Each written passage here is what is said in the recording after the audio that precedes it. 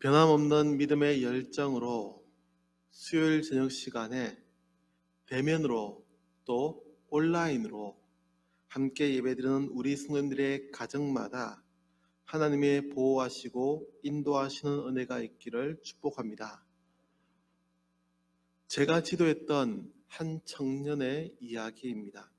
이 청년은 경북대학교를 졸업하고 대기업에 입사했습니다. 부푼 꿈을 안고 참 행복한 시기였겠지요. 그러나 사회생활은 학교에서 책으로 보던 것과는 달랐다고 합니다.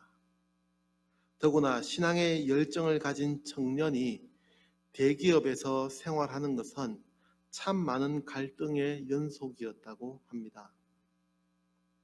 관행이라는 명목으로 행해지는 일들은 정직하게 살아야 한다는 자신의 믿음과도 맞지 않았고 점점 신앙을 병들게 하는 것만 같았습니다.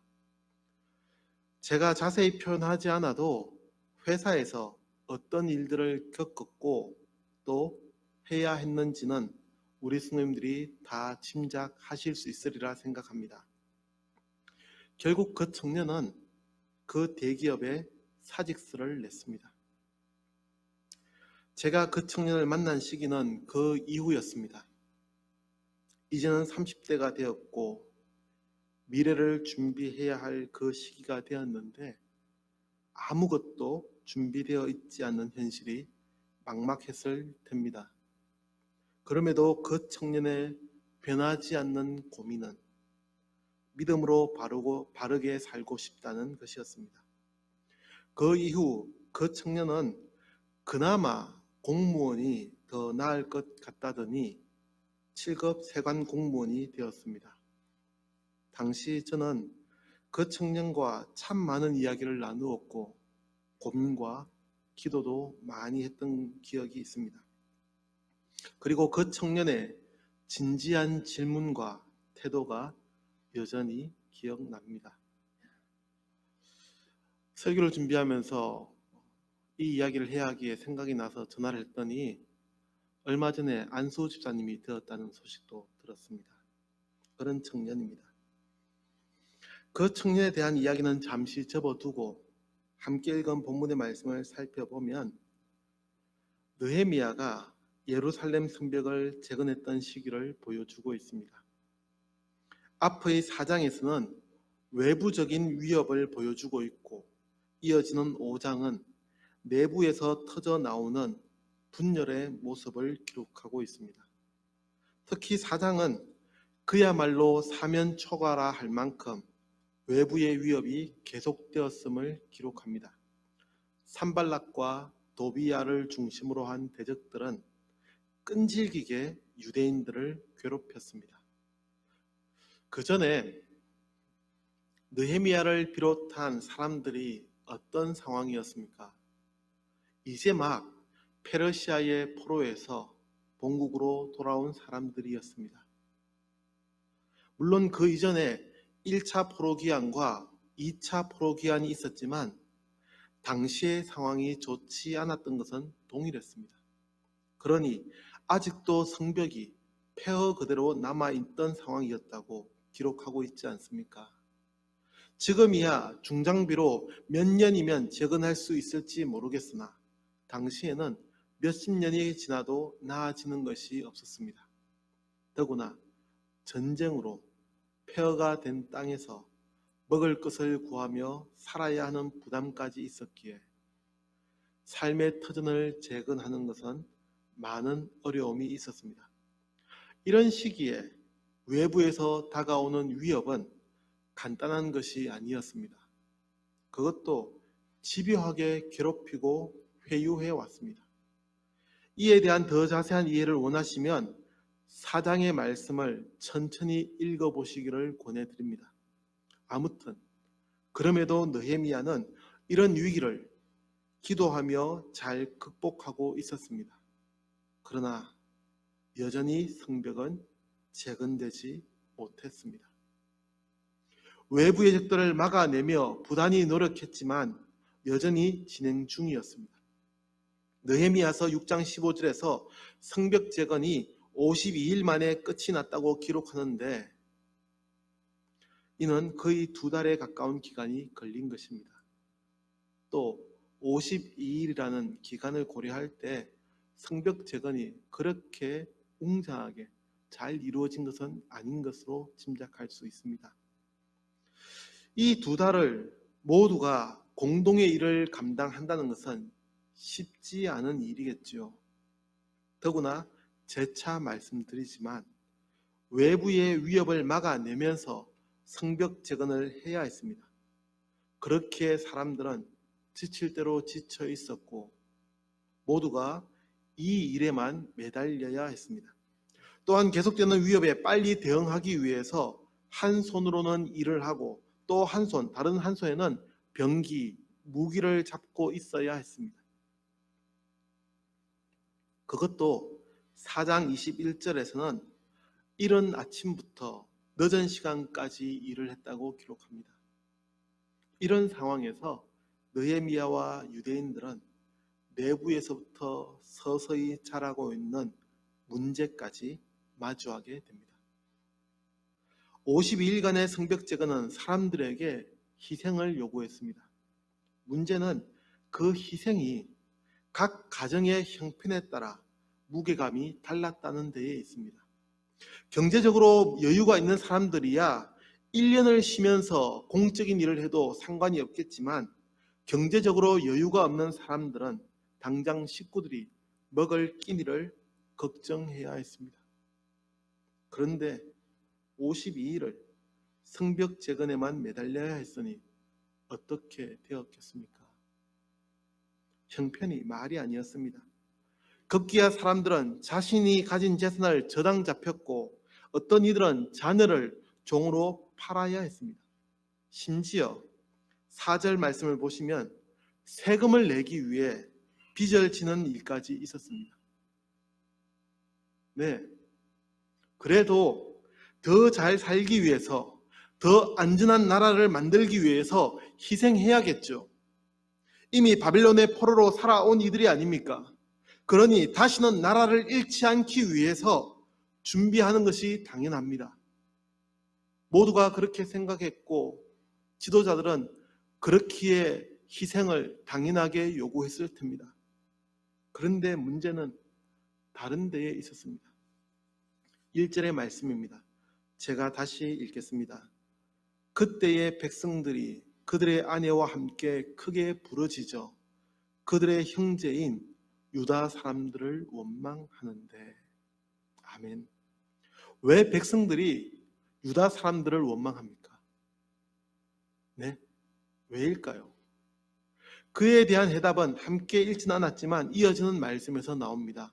7절의 말씀을 보면 유대 민족의 지도자들이 형제에게 높은 이자를 취하였다고 합니다. 그냥 이자가 아니었습니다. 높은 이자라고 합니다. 원어인 히브리어 성경에서도 나쏴라는 단어가 사용되었는데 이 역시도 높은 이자를 의미하는 단어입니다. 무슨 의미인지 이해가 되십니까? 물 들어올 때 넣어줍는다라는 말처럼 동족의 위기를 이용하여 귀족들과 민장들이 돈벌이를 한 것입니다. 그런데 애초에 그런 일이 왜 생겼습니까? 나라를 다시 세우기 위한 것이었습니다. 백성들은 나라를 바로 세우기 위해서 애써 일하였고 그로 인해 빚을 지게 되었는데 민족의 지도자라는 사람들은 그 기회를 악용한 것입니다. 더 높은 이자를 받고 자신들의 배를 불렸습니다. 이렇게 되면 누가 민족을 위해 희생하고 일하려 하겠습니까? 그래서 오늘 이 시간의 제목을 위기의 공동체라고 정하게 되었습니다. 포로에서 돌아온 유대인들은 느헤미야의 노력으로 힘을 모아 성벽을 재건하고 있었습니다.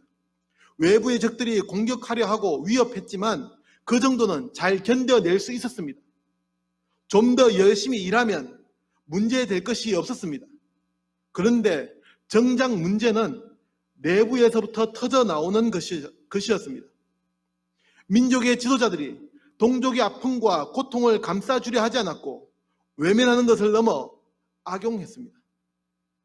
그야말로 위기의 공동체가 되었습니다. 코로나 위기 상황이 계속되고 있습니다.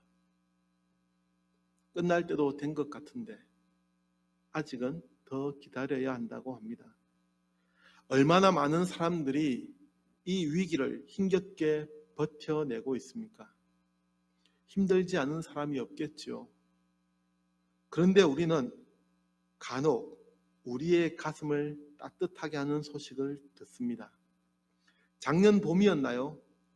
코로나가 확산된 이후 임차인들이 힘들어하자 건물주들은 임대료를 유예 혹은 낮추어 주었다는 뉴스가 보도되었습니다. 얼마나 가슴이 따뜻해졌는지 모릅니다.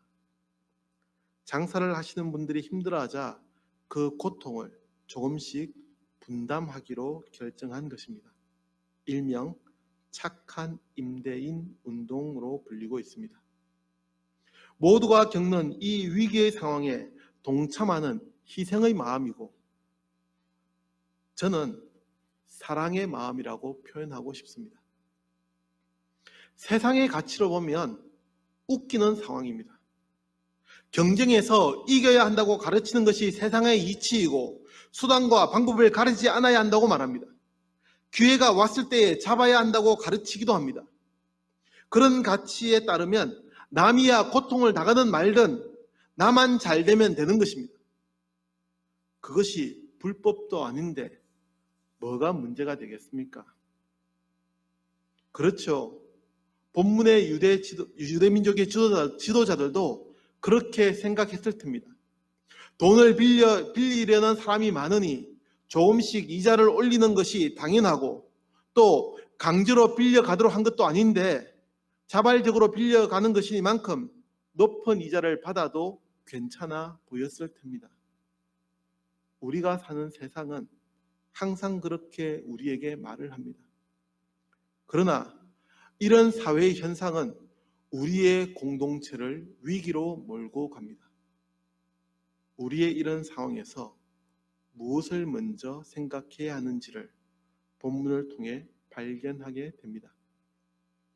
첫 번째로 당시 유대인들이 직면한 가장 큰 문제는 공동체 의식의 실종이었습니다. 다시 말씀드립니다. 공동체 의식을 잃어버린 것이 가장 큰 문제였습니다. 이자를 받고 안 받고는 드러난 문제일 뿐입니다. 유대인들은 하나님이 선택한 민족이었고 하나님의 영광을 드러내기 위해 살아가야 했습니다. 어느 누가 보아도 하나님이 함께하는 민족의 모습을 보여주어야 했습니다. 더구나 바벨론 포로기를 경험했던 이유 중에 하나가 신앙 공동체가 무너졌다는 것이었습니다. 사랑의 공동체. 모든 민족들에게 잘 살아가야 하는 그 모습을 보여줘야 하는 그 이스라엘 공동체를 무너뜨렸던 지도자들의 죄악이 이스라엘이 심판받게 하는 이유 중에 하나였습니다. 한 민족으로서 공동체 의식을 가지고 살아야 하는데 에스겔 선지자가 선포하듯 이스라엘 민족은 그러지 않았습니다. 힘 있는 자가 힘 없는 가난한 자들을 억압하고 괴롭혔습니다. 그런 이스라엘 백성들을 향해 선지자가 외치고 외쳐도 들으려 하지 않았습니다. 그런데 또다시 그 일이 반복되기 시작했다는 것입니다. 혹 어떤 이들은 본문의 이런 상황을 보면서 일부의 이야기라고 치부할지도 모릅니다. 일부 삐뚤어진 사람들의 문제라는 것입니다. 맞습니다. 모든 귀족들과 민장들이 민족의 고통을 이용하여 고리이자를 받은 것은 아닐 테입니다. 일부의 문제였겠죠. 그러나 아무리 거대한 댐도 작은 구멍 하나가 무너뜨리는 법입니다. 몇 사람의 도덕적 무관심이 공동체 전체에 균열을 일으키는 것입니다. 이렇게 이자를 받았던 귀족들이 혹은 민장들이, 민장이라고 하면 백성을 지휘 감독하는 사람을 말합니다. 이 귀족과 민장들이 가난했던 유대인들을 한 공동체라고 생각했을까요? 아니, 더 나아가 한 가족이라는 생각을 가지고 살았을까요? 하나의 공동체라는 것은 하나의 가족이라는 생각과 같은 것입니다. 상대의 아픔과 문제를 나의 문제가 아니라고 내버려 두지 않는 것입니다. 상대의 문제를 곧 나의 문제라고 느끼는 모임이 있다면 그 단체는 완전한 공동체라고 할 수 있습니다. 다행히 느헤미야와 당시의 유대민족의 지도자들은 이 일에 적극적으로 대처하였습니다. 이어지는 말씀들을 보면 즉시 그동안 받았던 이자를 돌려주었습니다. 그리고는 더 이상 아무것도 요구하지 않겠다고 약속합니다. 5장 12절의 말씀입니다. 사랑하는 성도 여러분, 지금은 신자유주의 경제 시대를 살아가고 있습니다. 강한 자가 살아남는 것이 당연시 되는 사회, 효율성을 강조하고 더 많은 이익을 얻기 위해 노력하는 시대입니다.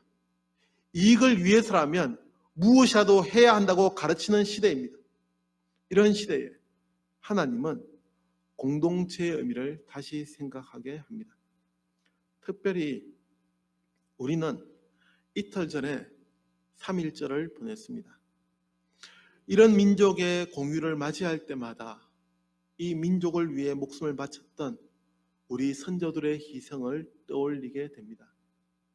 그들의 희생이 없었다면 오늘 이렇게 평화롭게 살 수 없겠죠. 그런 만큼 우리도 믿음의 사람답게 살아가야 할 때입니다. 오늘 새벽에 저는 빌립보서의 말씀을 통해 오늘을 사는 그리스도인들의 모습을 다시 되새겨 보았습니다.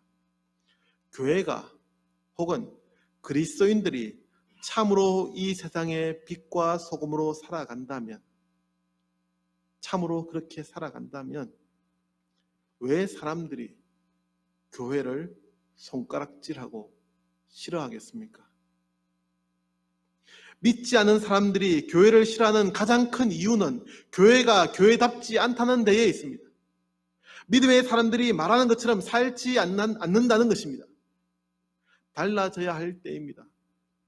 느헤미야의 책망을 듣고 귀족들과 민장들이 돌아섰던 것처럼 우리도 다시 돌아서야 할 때입니다.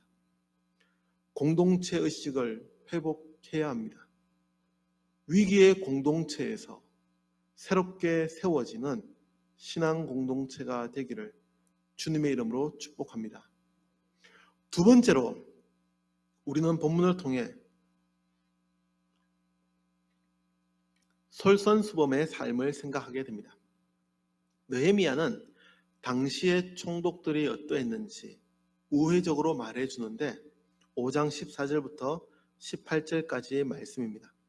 특히 15절의 말씀을 보면 느헤미야 이전의 총독들은 백성에게서 양식을 거두고 세금을 받았다고 합니다. 특징적인 것은 개역 개정 성경, 우리가 가진 이 성경에서는 그들에게서 빼앗았고라고 하는 점입니다. 원어에 받다라는 의미의 라카흐라는 단어가 빼앗다라는 의미를 포함하고 있기는 하지만 표준 세번역이나 NIV 영어 성경에서는 없는 표현입니다. 단순히 세금을 거두었다라고 번역할 수도 있는 이 부분을 빼앗았고라고 번역한 것은 아마도 무거운 짐을 지웠다는 문장의 의미에서 비롯된 것으로 보입니다.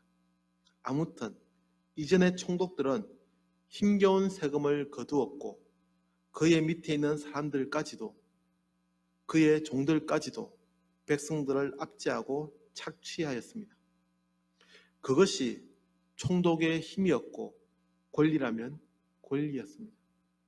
그러나 느헤미야는 어떻게 했다고 합니까? 일체의 이런 세금이나 물품을 거두지 않았다는 것입니다. 또한 16절에서는 성벽 공사에 힘을 다하였다고 합니다. 재미있는 것은 16절에서 땅을 사지 아니하였고 라는 구절입니다. 무슨 의미냐면 성벽이 재건되고 나면 성 안의 땅들은 값이 오르지 않겠습니까? 그러니 돈이 있는 사람들은 그 땅을 사려 했을 텐입니다. 추가적으로 율법에 따르면 희년, 즉 50년째가 되면 모든 소유를 원래의 주인에게로 돌려주어야 했습니다. 그러나 예외가 있는데 그것이 바로 성 안에 있는 땅이나 집들이었습니다. 그거는 한번 사면 영원히 그 사람의 것이 되었습니다. 다시 말해 만약 느헤미야가 자신만 생각하는 사람이었다면 성벽 안쪽의 땅을 사두면 되는 일이었습니다. 그러면 많은 이익을 낼 수도 있었는데 그러지 않았다는 이야기를 하고 있는 것입니다. 그는 눈앞의 이익을 얻기 위해 자신의 지위를 이용하지 않았습니다. 최근 우리나라는 토지공사의 직원들이 개발 예정지의 토지를 미리 샀더라는 뉴스로 논란이 되고 있는데 느헤미야는 그러지 않았습니다. 아무리 많은 이익을 얻을 수 있는 것이라고 하여도 올바르지 않은 방법은 하지 않아야 합니다. 느헤미야는 또한 자신이 먹이고 대접해야 할 150여 명의 사람들이 있었음에도 백성들에게 짐을 지우지 않기 위해 총독으로서 받아야 할 마땅한 식량도 받지 않았습니다. 그는 권리를 주장하기보다는 자신을 희생하고 백성을 섬기는 지도자였습니다. 누구보다도 더 솔선수범하는 삶을 살았던 지도자였습니다. 이런 느헤미야의 삶이었기에 유대 민족은 외부적인 문제와 위협을 잘 극복해낼 수 있었을 뿐만 아니라 내부의 이 갈등 또한 잘 해결할 수 있었습니다. 사랑하는 성도 여러분, 자신에게는 더 엄격해져야 합니다. 물론 앞에 있는 저 역시도 잘 되지는 않습니다. 일반적으로 자신에게는 관대하고 남에게는 엄격합니다. 아니요. 믿음의 사람들은 자신에게 엄격하고 상대방에게는 관대해야 합니다. 자신에게는 최대한 엄격하게 솔선수범하는 믿음의 사람들이 되기를 주님의 이름으로 축복합니다. 마지막으로 우리는 본문의 말씀에서 위기의 공동체를 다시 살리는 방법이 하나님을 의지하는 믿음에 있음을 보게 됩니다. 느헤미야는 한 지역을 다스리는 총독이었고 대단한 지혜가 있는 사람이었습니다. 그래서 외부에서 다가오는 위협을 잘 대처하고 이겨냈습니다. 그러나 그에게 가장 큰 힘이 있었다면 그것은 하나님을 향한 믿음이었습니다. 우리는 느헤미야에 대한 성경의 구절들에서 기도하는 모습과 짧은 기도문 같은 것을 자주 발견하게 됩니다. 5장 19절의 말씀이 바로 그런 모습을 보여줍니다. 19절의 말씀을 같이 한번 읽어보겠습니다. 5장 19절 말씀입니다. 내 하나님이여 내가 이 백성을 위하여 행한 모든 일을 기억하사 내게 은혜를 베푸시옵소서. 아멘. 이 19절의 말씀은 어떤 사건에 대한 기록이 나온 다음 사건이나 이야기로 넘어가기 전에 끼워지듯 들어가 있습니다. 그리고 앞뒤의 내용이 서술적인 내용으로 기록된 것과는 다르게 이 19절은 느헤미야의 기도입니다. 느헤미야는 모든 일에 대해서 하나님께 기도하는 모범을 보여줍니다. 그리고 무엇보다도 그는 하나님 앞에 자신의 삶을 드러냅니다. 하나님께서 이 모든 일을 기억해 달라는 기도입니다. 그의 삶이 얼마나 하나님 앞에 바르게 서 있었는지를 보여주는 구절입니다. 그렇게 그는 자신의 삶을 보시고 은혜를 베풀어 달라는 기도를 하나님께 드리는 것입니다. 믿음의 사람은 하나님 앞에서 살아가는 자들입니다. 제가 우리 중고등부 아이들, 당창교회 아이들에게 늘 강조하는 이야기입니다. 그리스도인은 하나님 앞에서 부끄러움 없이 살아가야 합니다. 하나님 앞에 진실한 모습으로 사는 것이야말로 참된 믿음의 삶이기 때문입니다. 이런 고백으로 사는 사람은 결코 거짓이 있을 수 없고 숨기는 것이 있을 수 없습니다. 하나님이 나의 삶을 모두 보고 계신다는 고백 속에서 살아가기 때문입니다. 사랑하는 성도 여러분, 위기를 극복하는 힘은 하나님을 향한 이런 믿음의 삶에 있습니다.